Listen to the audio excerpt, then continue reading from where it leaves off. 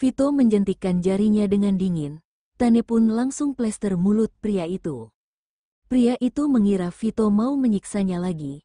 Dia ketakutan sampai hampir berhenti nafas. Tetapi karena sudah disuntik 2 kali zat stimulan, sekarang meskipun tubuhnya sangat lemas, tetapi dia masih sadar. Sekujur tubuhnya sudah penuh dengan luka-luka, bahkan tangan dengan kakinya juga sudah patah. Jika mau bunuh diri, juga tidak bisa. Penderitaan sesungguhnya, mau mati tidak bisa, hidup pun sangat menderita. Vito tidak menanyakan hal lain ke pria itu, dan juga tidak menyiksanya lagi. Karena di matanya, pria itu sudah tak berguna lagi, jadi Vito pun mengalihkan perhatiannya ke pria yang ditendang oleh dirinya ke dalam. Pria itu tidak berhasil melarikan diri. Bangunkan dia, Vito memberikan perintah ke Tane dengan dingin. Selesai ngomong, Tane pun langsung membangunkan pria yang pingsan itu. Sesudah pria itu melihat Vito mengalihkan perhatian ke partnernya, dia pun merasa lega di dalam hatinya. Setelah pria yang dibangunkan melihat partnernya penuh dengan luka, dia pun langsung berlutut dan meminta pengampunan ke Vito. Tuan muda ketiga, kamu mau tahu apa? Yang aku tahu, aku pasti akan ungkapkan semuanya ke kamu dengan jujur. Daripada dihukum oleh Vito sampai begitu menderita, lebih baik langsung mengungkapkannya. Setelah menerima siksaan seperti itu, pada akhirnya bukannya juga harus ungkapkan semua ini. Aku sekarang masih tidak mau dengar. Vito menunjukkan senyuman yang jahat. Jarang sekali terdapat 2 orang seperti ini, jadi Vito pun masih belum puas.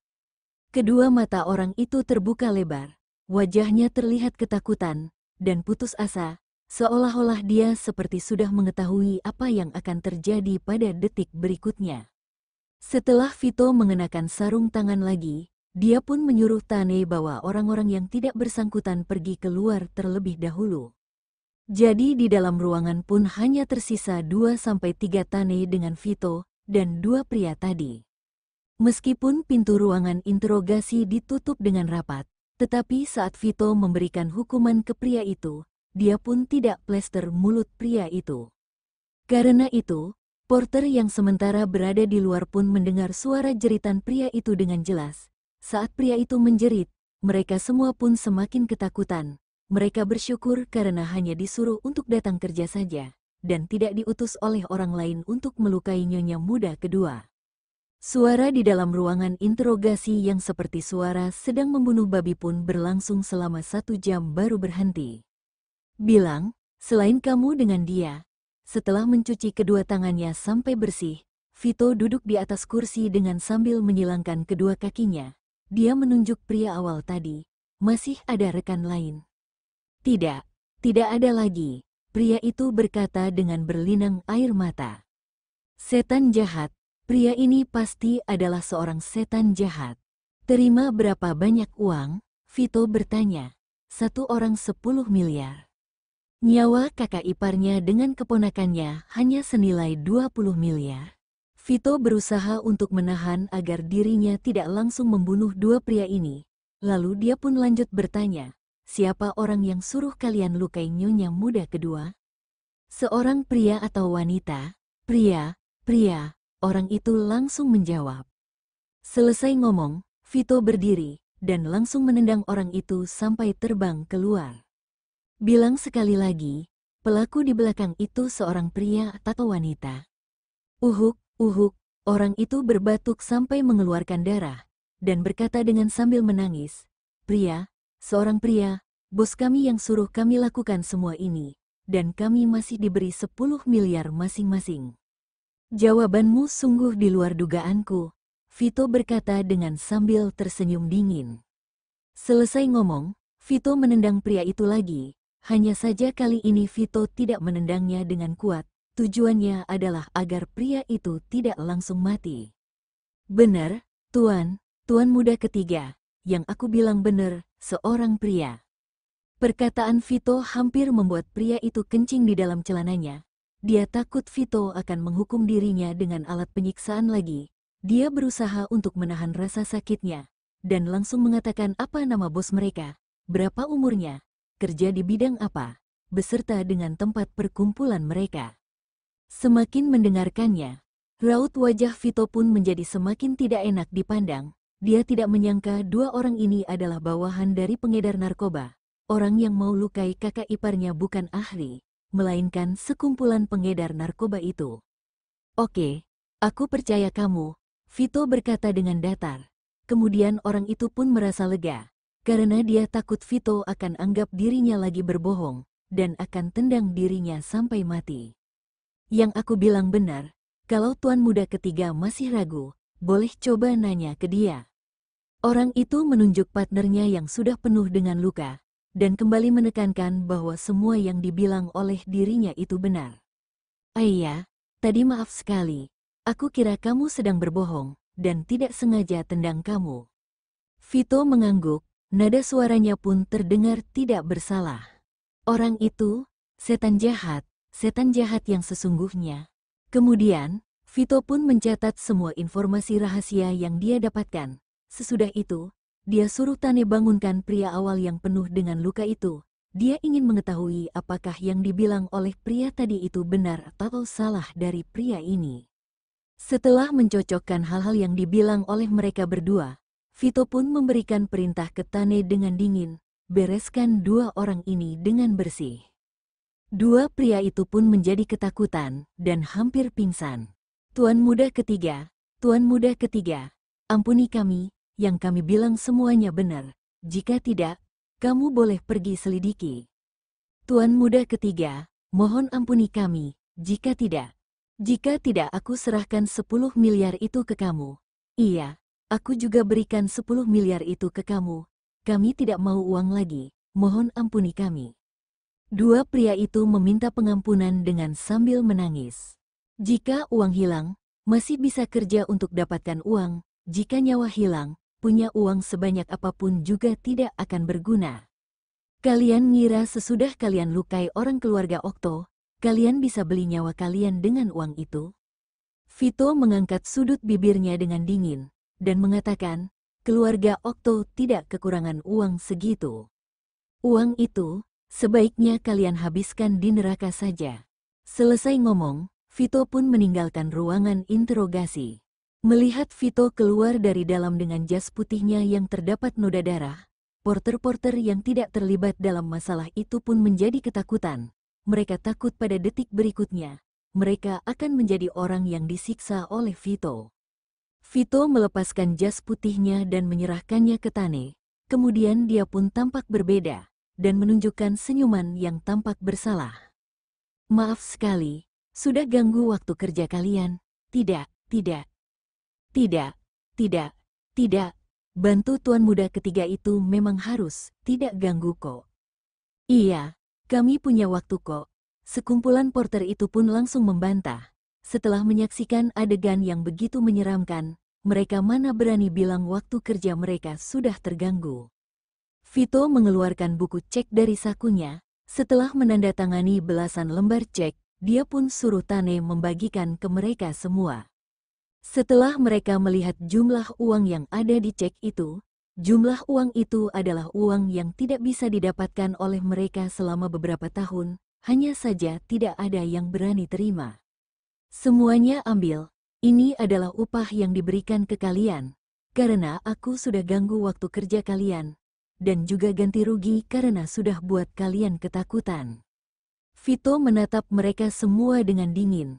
Seketika pun seperti tidak terjadi apapun, Vito menunjukkan senyuman elegan yang tampak lembut, dan mengatakan, masalah hari ini, kalau ada yang berani sebarluaskan, akibat kalian tidak hanya akan lebih parah dari mereka berdua, bahkan keluarga kalian juga akan. Ini bukan upah dan ganti rugi apapun, melainkan adalah uang untuk suruh mereka diam. Wajah mereka semua menjadi pucat, mereka menundukkan kepala, dan tidak berani menatap Vito. Dengar tidak? Melihat tidak ada yang menjawabnya, Vito pun berkata dengan suara yang menyeramkan. Dengar, apapun kami tidak tahu. Kami hanya datang kerja saja, apapun tidak tahu. Ketua porter itu langsung menjawabnya. Porter-porter lain juga ikut menjawab. Semua masalah yang terjadi pada hari ini, Mereka tidak berani menyebarluaskannya, bagaimanapun ini berkaitan dengan keselamatan keluarga mereka. Bagus sekali, Vito mengangguk dengan senang. Saat mereka semua mengira sudah boleh pergi, Vito pun berkata lagi, pergi ke rumah keluarga Okto untuk selesaikan pekerjaan kalian. Sesudah itu, kalian boleh pulang. Setelah membereskan masalah di sana, Vito pun bergegas menuju ke rumah sakit. Di dalam kamar rawat VIP, Ezra menemani Kina di sampingnya. Vito mengetuk pintu kamar rawat. Setelah mendapatkan izin, dia baru masuk ke dalam. Kakak kedua, kakak ipar, Vito memanggil mereka. Sudah selesai sibuk? Ezra membalikkan kepalanya dan bertanya pada Vito. Vito menjawabnya, Ezra pun menyadari terdapat hal penting yang ingin disampaikan oleh Vito. Jadi dia pun berkata kepada Kina, Kina, aku keluar bentar, untuk nanya hasil penyelidikannya ke Vito. Kalau ada apa langsung telepon aku, bentar aja kok. Oke, kamu pergi dulu. Kina mengangguk. Kina juga bisa menebak sepertinya Vito sudah punya hasil penyelidikan yang hendak dilaporkan ke Ezra. Setelah Ezra keluar dari kamar rawat, dia pun suruh Judith masuk ke dalam untuk temani Kina. Sesudah itu, dia baru pergi mencari sebuah tempat yang sepi bersama dengan Vito. Rooftop rumah sakit. Setelah Ezra mendengar laporan dari Vito, raut wajahnya menjadi semakin tidak enak dipandang. Bukan Ahri, melainkan sebuah grup pengedar narkoba kecil. Tetapi dalam waktu yang singkat, Ezra pun menyadari ada yang aneh di balik ini. Bandar narkoba yang begitu kecil, mana mungkin bisa keluarin uang sebanyak 20 miliar untuk ambil nyawa Kina? Apalagi juga tidak ada yang tahu dirinya fokus dalam menangkap pengedar narkoba, identitas Kina juga dirahasiakan. Selain keluarganya dengan beberapa orang di markas yang tahu, masih ada satu orang. Ahri, dulu Ahri pernah ingin gunakan informasi rahasia grup bandar narkoba untuk bertransaksi dengan Ezra, agar Ezra bercerai dengan Kina, hanya saja Ezra tidak menyetujuinya. Hanya saja Ahri tidak pernah menyerah. Sebelumnya, Kina pun menemukan rahasia luar biasa dari poster game itu. Kina mengetahui Ezra sedang menyelidiki kasus grup bandar narkoba yang sangat besar. Beberapa anggota penting dalam grup itu. Dan juga rahasia yang didengar oleh Kina saat berada di dalam toilet mall. Sedangkan 2 hari sebelumnya, di acara ulang tahun Tuan Max, Kina pun mengenali wanita asing yang berbarengan dengan Ahri adalah sosok yang dia dengar dari toilet kemarin. Wanita itu mungkin adalah salah satu anggota penting dari grup bandar narkoba itu. Pada saat itu, Kina masih bertanya ke dirinya, apakah wanita itu ingin menggali informasi apa dari Ahri? Karena tidak ingin Kina terlibat, Ezra pun membohongi Kina pada saat itu. Ezra tidak yakin apakah orang yang mengungkapkan identitas asli Kina itu Ahri atau bukan. Ataupun Ahri. Beberapa saat kemudian, Ezra bertanya, di mana 2 pria itu? Setelah dapat jawaban yang aku mau, aku langsung suruh Tane bereskan mereka berdua. Vito menjawabnya. Ezra awalnya ingin pergi interogasi 2 orang itu secara langsung, tapi setelah mendengarkan perkataan Vito, dia pun membatalkannya. Setelah dipikirkan, Ezra berkata, grup pengedar narkoba kecil itu kenapa bisa tahu identitasku dengan kakak iparmu? Bahkan masih keluarin 20 miliar, sungguh aneh. Harus diselidiki, apakah di belakang pelaku itu masih terdapat seseorang lagi atau tidak. Masalah ini sepertinya menjadi semakin berseluk-beluk. Oke, kakak kedua. Setelah itu, Vito pun merasakan masalah ini tidak sesederhana yang dia pikirkan. Identitas kakak keduanya adalah rahasia. Semenjak kakak keduanya fokus menangkap pengedar narkoba sampai sekarang ini, pengedar-pengedar narkoba itu pun tidak tahu mereka mati dengan seperti apa. Bahkan lebih tidak mungkin mengetahui orang yang berkekuasaan di belakang ini adalah kakak keduanya. Sedangkan grup pengedar narkoba yang begitu kecil, mana mungkin bisa mengetahui identitas kakak keduanya, bahkan sampai lukai kakak iparnya. Masalah ini terlalu aneh. Ezra takut Vito akan suruh Tane pergi selidiki masalah ini, jadi dia pun tiba-tiba mengatakan, jika masalah ini belum beres, tidak boleh pergi ke kota Zaun. Mendengarkan ini, Vito pun tampak tak bersemangat dan berkata, "Kakak kedua." Hati Vito sudah terbang ke kota Zaun. Dia sudah beberapa hari tidak melihat wanita itu. Dia pun merasa gatal di dalam hatinya. Awalnya dia masih mengira boleh kabur ke sana setelah melaporkan masalah ini ke kakak keduanya. Tidak disangka masalah ini menjadi semakin berseluk-beluk. Kakak keduanya masih suruh dirinya selidiki masalah ini secara langsung. Ezra menatapnya dengan dingin dan berkata, "Syuting penting atau nyawa kakak iparmu dengan keponakan kamu lebih penting?" "Aku tahu, kakak kedua jangan khawatir. Aku pasti akan segera pecahkan masalah ini dan temukan pelakunya." Vito berkata dengan serius. Vito berpikir di dalam hati, jika masalah ini cepat beres, dia juga bisa kembali ke kota Zaun secepat mungkin. "Nanti malam datang ke sini lebih awal 2 jam. Aku mau pulang ke rumah keluarga Okto bentar." Ezra berkata dengan wajah suram. Vito tentu saja mengetahui apa tujuan kakak keduanya pulang ke rumah keluarga Okto. Bereskan pelayan yang mengkhianati keluarga Okto. "Kakak kedua, biarkan aku yang tangani saja. Kamu temani kakak ipar di rumah sakit," Vito berkata dengan sambil tertawa. Vito paling menyukai hal seperti ini. 2 orang sore tadi, Vito masih belum merasa puas. "Tidak perlu, aku mau urus sendiri," Ezra menjawabnya dengan dingin.